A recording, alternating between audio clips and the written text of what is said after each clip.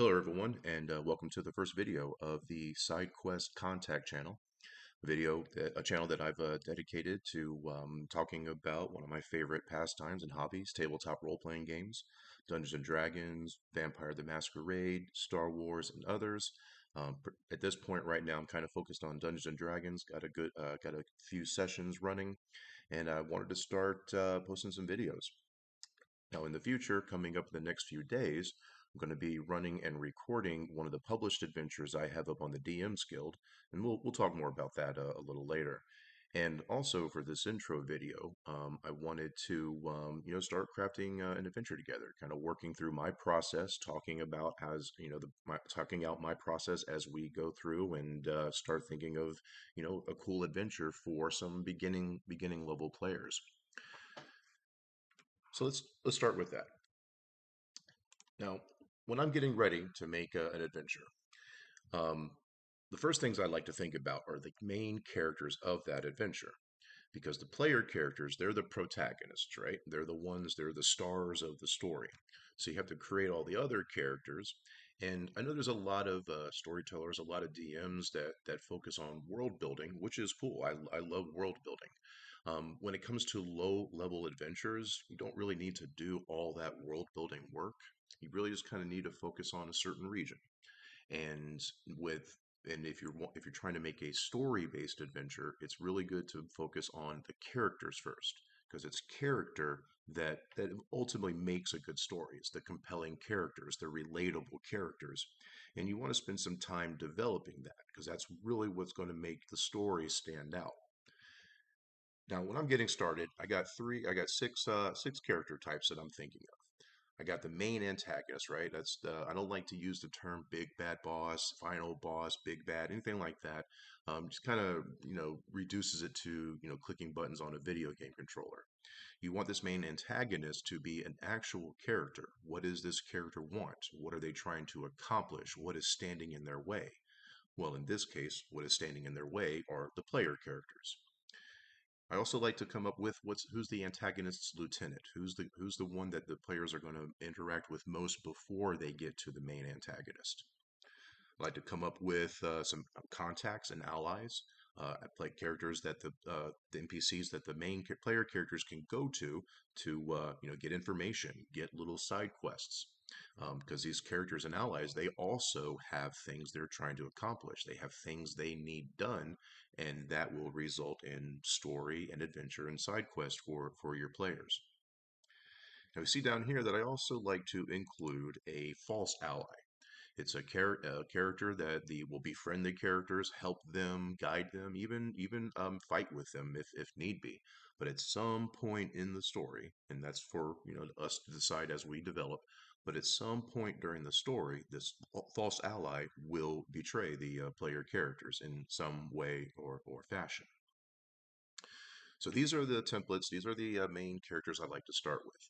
And as we're developing these, it will also help us kind of define the region as we go through these characters and develop and decide what races they're going to be, what they're going to be.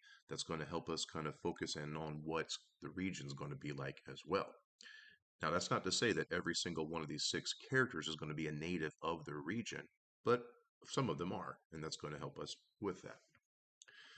So let's look at main antagonist first. Now, when I'm picking a main antagonist, what I like to do is I like to go to my D&D Beyond encounter builder.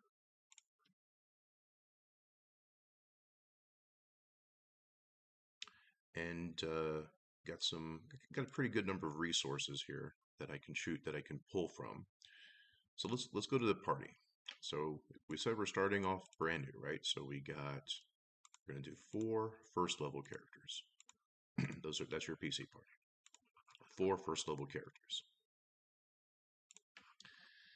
Now for first level, start the main antagonist. I think should be a deadly level encounter. So obviously the players aren't going to be fighting this main antagonist in the opening scene.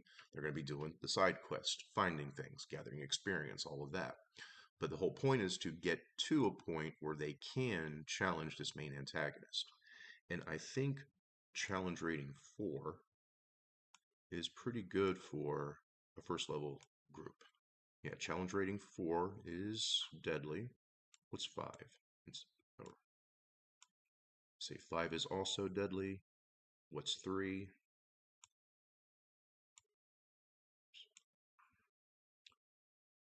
Oh, looks like 3 is deadly as well. What about 2?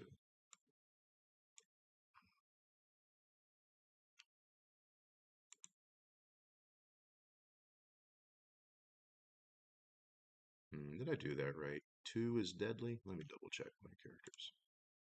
4 first level characters. And a 2 is CR2 is deadly? I don't think that was the same when I was doing this before. Alright, fine. Let's look at 1. And see, 1 is now getting to medium.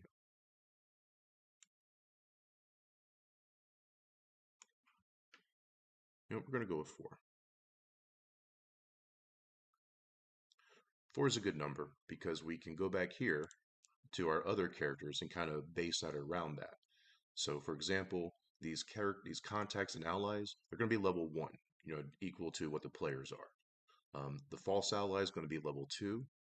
Our antagonist is lieutenant, is going to be level 3. So, and I know the challenge ratings and the character levels don't stack up, so evenly, but it's a good place to start. Now, when we're looking, once we find, our monsters, who's our main antagonist?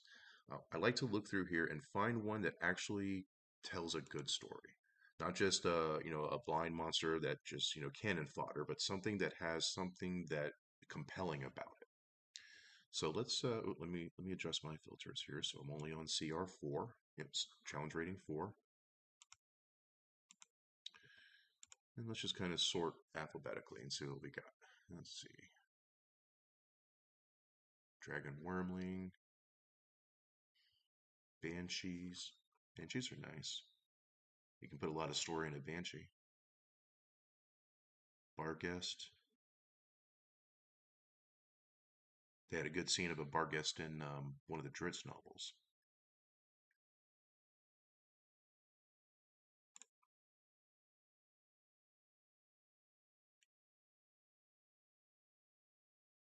And again, something that is story worthy.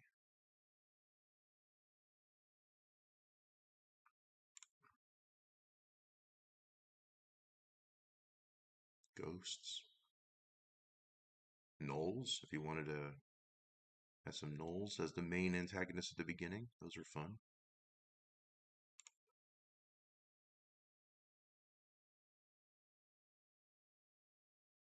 Lizard folk, they're always good to have around if you need an antagonist.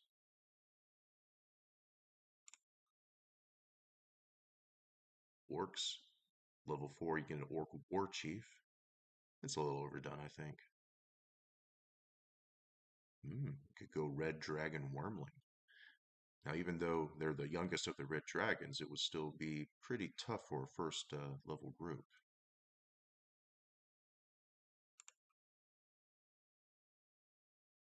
Dinosaurs, and they're just animals, monsters with hit points to take out. Succubi, succubus, and incubi, they're really story rich. They have a lot of things they like to try to accomplish, a lot of things in their way. Very sneaky, very intriguey. Wear a tiger. That could be interesting. I always like cats and large cats. And some Yuan-ti. Yuan-ti, Yuan-ti. I'm not sure how the official pronunciation is. Okay, so I did a first look over CR4 monsters that I want to build a story around. I'm kind of leaning on Banshee or Were-Tiger. Were-Tiger standing out to me. So we go into Were-Tiger. Let's take a look. What are Were-Tigers like? Typically neutral. Okay. A lot of cool abilities, but here's what I want. I want their story. Ferocious hunters, warriors, haughty, fastidious nature. Okay, I like that. Sleek and muscular human form, average, meticulously groomed. Yeah, cats are always grooming themselves. Find a way to make that into the story, maybe. Enormous size and animal hybrid form. Jungles, the fringes of humanoid civilization. Okay, so now we're getting some setting information. So as we're choosing our characters, we're kind of deciding what setting this is going to be. So if we went with a Were-Tiger as our main antagonist, our region would likely have some jungles. And let's see.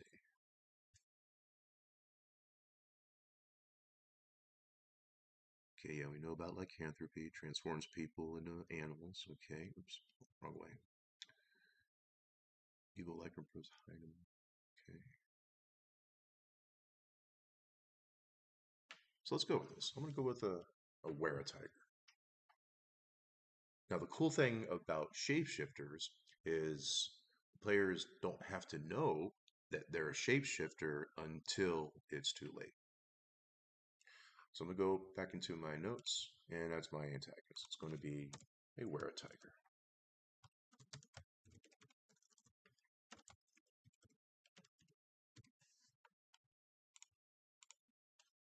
Okay, so now we have to ask, before we get into the other ones, what does, and as far as gender goes, we don't have to decide on that right now. So what does, I'm just going to say, what does the Were-Tiger want? What is standing in the Were-Tiger's way?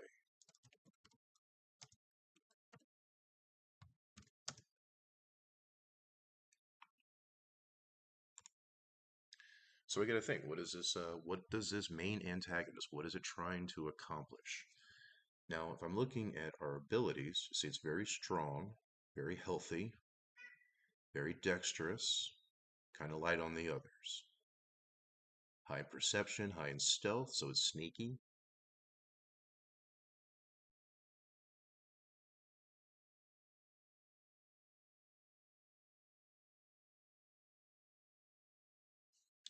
Now, with lycanthropes, especially one who's an antagonist, I'm thinking perhaps that he or she wants to kind of gather forces, maybe spread the curse, to chosen people.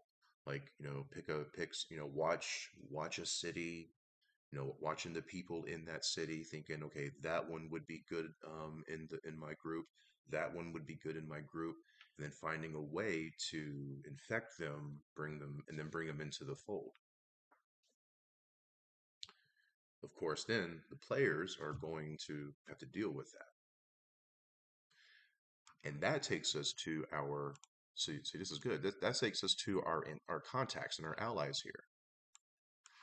We could have one or two of these contacts or allies who know someone who's gone missing.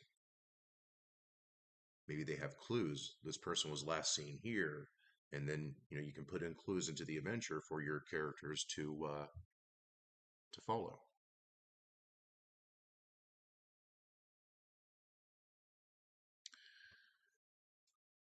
So let's go with for now, and this is all subject to change. For what does the Were-Tiger want? To bolster its forces, which naturally begs the question, why? Why do they want to bolster their forces? Are they looking to take over a region? Are they looking to, take over a city? What's the end goal here? We'll have to come to that. So what's standing in our main antagonist way? Now you would think, obviously the players, right? The player characters. But you can you can make the player's characters unwittingly aid the main antagonist until they realize that's what they're doing. So it may not always be the case that the players are standing in the way of the antagonist. The players may actually be, manipulated by the antagonist. So always, keep that in mind. Now with Aware Tiger, again, they're not so much on all of the manipulation and charm. These are very martial. This is a very martial type of antagonist. It likes to fight. It likes to hunt. Not really so much on all the political savvy. But perhaps its lieutenant is good at politics, is good at the savviness. And that's how our antagonist is able to, move unseen. Because he's, the antagonist has an ally on the inside, perhaps this lieutenant.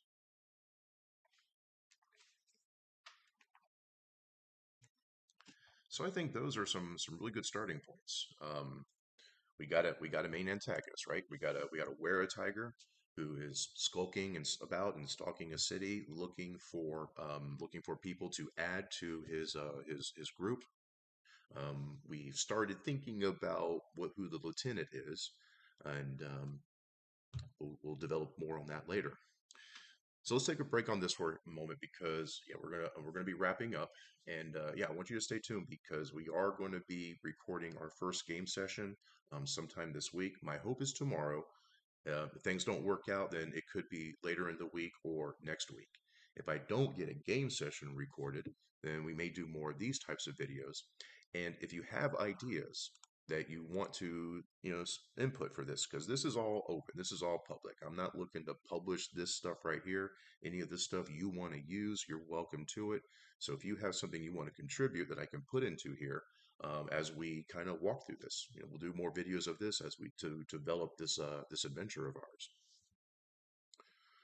All right, friends. Well, that's it for now. I hope y'all have a wonderful evening and stay tuned. Thanks for watching. More to come. Have a good night.